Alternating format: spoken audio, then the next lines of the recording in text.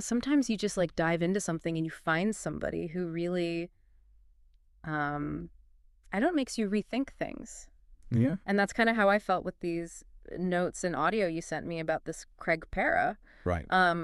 He's got some pretty radical ideas about compulsive sexual behavior and what he calls healthy sexuality. Yeah. I mean, what really struck me right away was how Para, he's not afraid to talk about his own struggles at all. Right. He's this successful lawyer, he's an executive, he's happily married, he's got kids. Yeah, you'd think he has it all figured out, You right? would think that. Yeah. But then he kind of reveals that he's been battling these compulsive behaviors since he was a kid. 8 years old, right? Yeah. Like that just makes you stop and think Yes. about, how early these patterns can actually develop. Totally. And it really challenges the stereotype of, who we think struggles with these issues. It really does. And I think that's one of the things that makes his perspective so valuable. Mm-hmm. He's not just some outsider, pointing fingers. Right. He's been there. He's felt it. He's felt the shame, the despair. Yeah. He talks about going through years of traditional therapy Right. and still hitting rock bottom. Yeah. And even like getting to the point where he was thinking about self-harm, like he almost lost his wife. It's heavy stuff. It is. And you can like hear it in his voice when he talks about it. Yeah, totally. But I think that's what makes his critique of this whole like sex addiction model so interesting, because Yeah. he's not just like theorizing about it. He's lived it. He's been there. Exactly. And he even points out that like major institutions like the World Health Organization, Right. the American Psychiatric Association, Yeah, they haven't even fully embraced this sex addiction label. they haven't. No, they see it more as like an impulse control disorder. Okay, so Yeah. if it's not an addiction, then how does Perra explain these behaviors? Well, I think that's where his whole alternative framework comes in. Right. Yeah. He argues that like calling it an addiction can actually be really damaging. Oh, It kind of traps people in this negative identity Mm-hmm.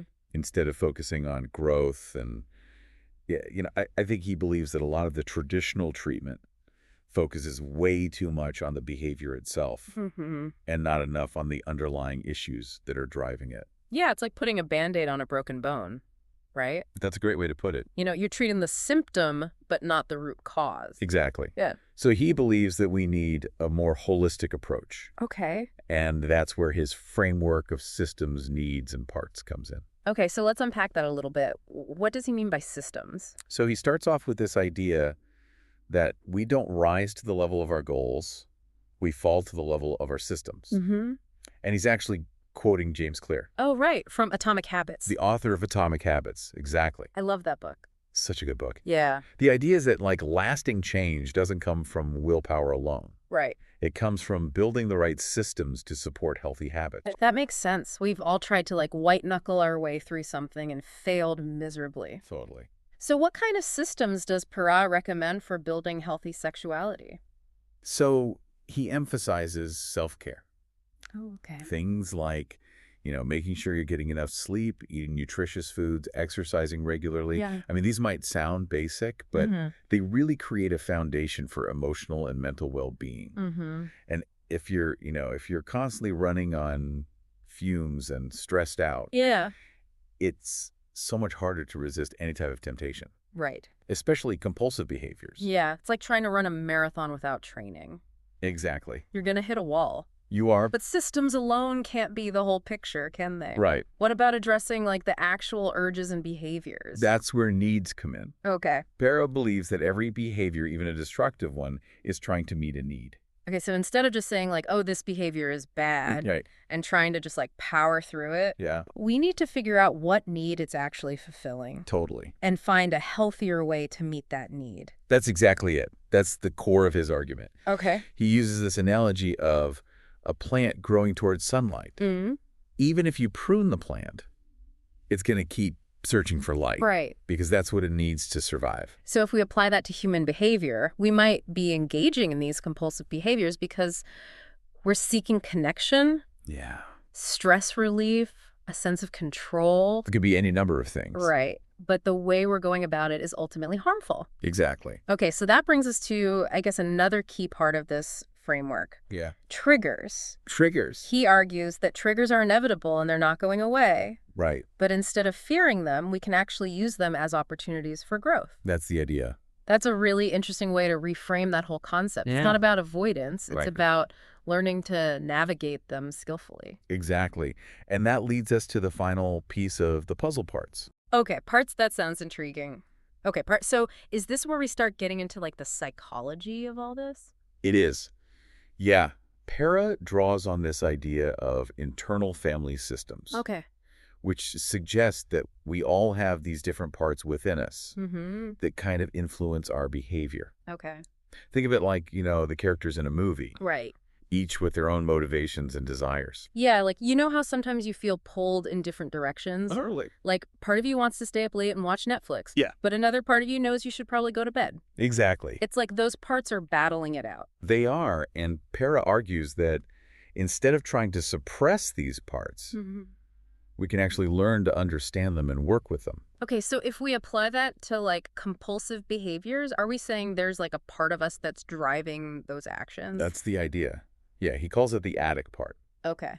But he really emphasizes that this part isn't inherently bad. Right. It's often trying to protect us, Oh. trying to help us cope with, difficult emotions Mm. or unmet needs. Okay, so that's a pretty radical shift in perspective, right? It is. Instead of viewing this part as like the enemy, Right. we can try to understand what it's actually trying to achieve. Exactly. So how do we actually work with these parts? Right. This is where mindfulness comes in. Okay. And I don't just mean meditation, although that can be helpful. Yeah. It's really about cultivating a deeper awareness of our thoughts, feelings, and bodily sensations Okay. without judgment. So it's about like noticing those urges and triggers Mhm. without immediately reacting to them. Exactly. Giving yourself some space to choose a different response. Yeah, you nailed it. Yeah. Creating that space between the stimulus and the response is crucial. Okay. And, Perra emphasizes that mindfulness is a skill that you develop with practice. Right. It's like building a muscle. Yeah. The more you use it, the stronger it gets. So we're building up these systems.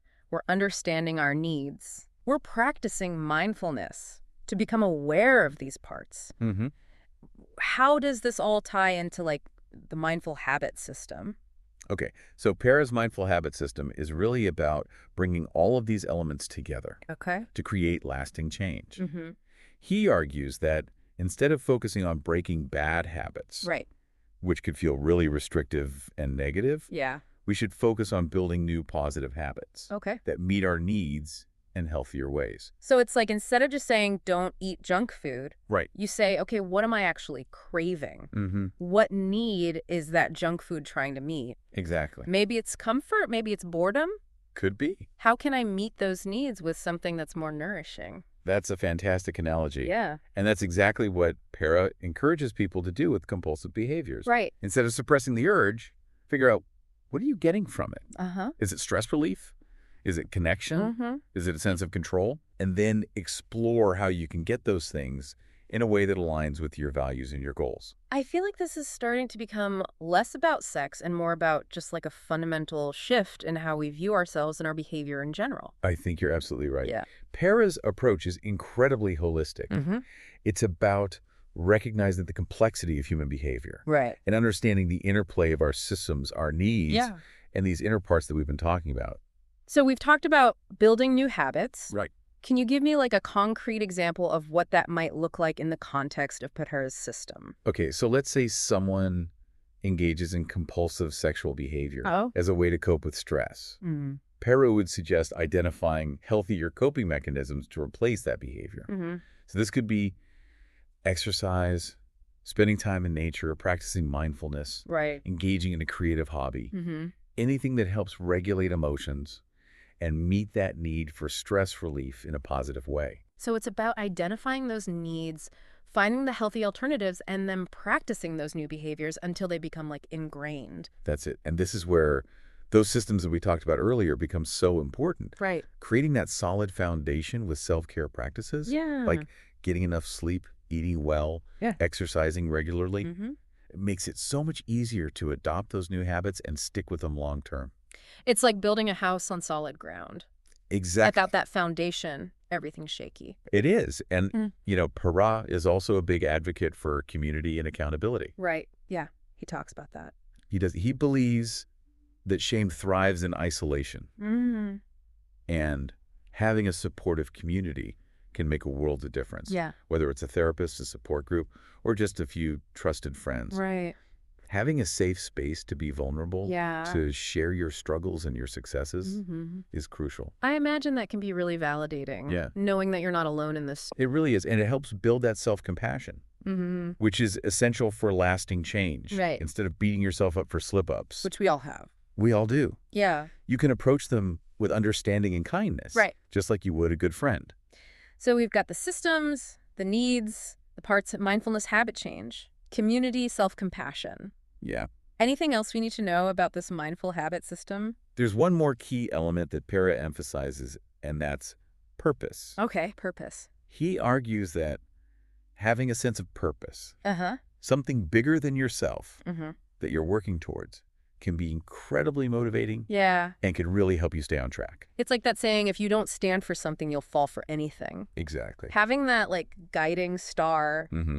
that reason to keep going Totally. can make all the difference. It can. But does it have to be like some grand world-changing mission? Not at all. Okay.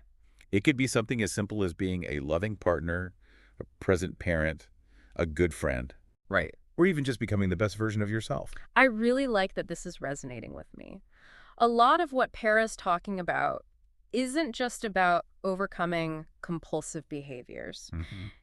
It's about living a more conscious and intentional life in general. I think that's a great point. I think you're right. I think that's one of the most powerful things about Perra's work. Yeah. It's not just about, addressing this specific issue. Mm-hmm. It's about, cultivating a deeper understanding of ourselves and our behaviors. Right. So we can create a life that feels truly aligned and fulfilling. It's like he's giving us a whole new toolkit for navigating the human experience, and Yeah. not just the challenges, but also like tapping into our potential for growth and transformation. Exactly. And what I think is really refreshing is that he doesn't present this as like a quick fix solution. Right. He's very clear that, this is about deep lasting change. Mm-hmm. And that takes time and effort. It's a journey, not a destination, as they say. Right. And I think that's a really important point to emphasize, especially in a culture that's so obsessed with instant gratification. Totally. Perra really emphasizes that this is a lifelong process Mm-hmm. of continually refining our systems, deepening our self-awareness, Yeah. and cultivating that compassionate relationship with ourselves. Right. It's not about reaching some perfect state of being. Right. It's about embracing the, messy, beautiful process of growth. That's such a relief to hear. Yeah. It takes the pressure off. It does. It's not about being perfect. It's about progress, not perfection. I love that progress, not perfection, because let's face it, we're all going to stumble along the way. Oh, yeah. There will be setbacks, challenges, Mhm. moments when we fall back into old patterns. Right. But the key is to approach those moments with self-compassion Yeah. and use them as opportunities to learn and grow. So if someone's listening to this and thinking like, wow, this all really resonates with me, Yeah. but I don't even know where to begin, what would you suggest as like a first step? I think the most powerful first step is Mhm. simply cultivating that awareness that Perra talks about. Okay. Start paying attention to your thoughts, your feelings, your behaviors. Mm-hmm. Notice what triggers those compulsive urges.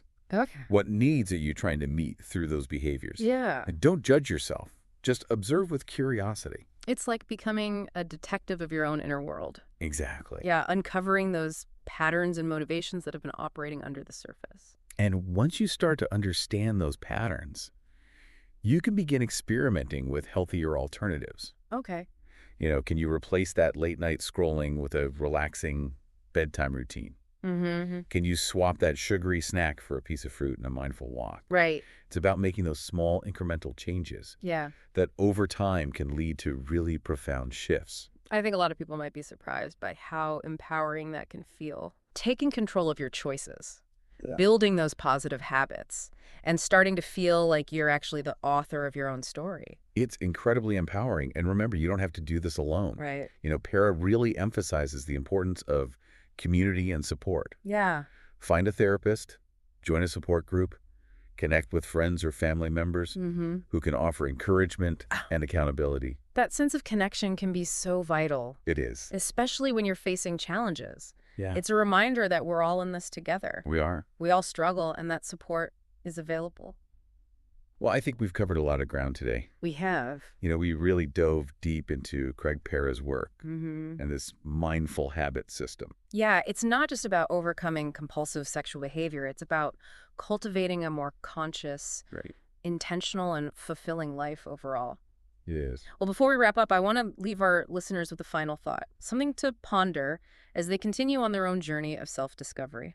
What really stands out to me is Perra's emphasis on viewing even our most challenging behaviors with compassion and understanding. Mm-hmm. He reminds us that these behaviors are often, misguided attempts to meet needs, to protect ourselves, Right. to cope with difficult emotions. Yeah. So as you reflect on your own experiences, ask yourself, Mm-hmm.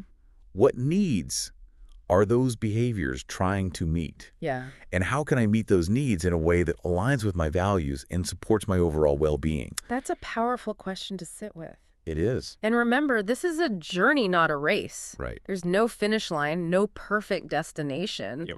It's about embracing the process, the ups and downs, the stumbles and triumphs, and continuing to learn and grow along the way. Couldn't have said it better myself. Well, thanks for joining us on this deep dive. It was my pleasure. And remember, you have the power to shape your own story, and the resources and support are out there to help you along the way.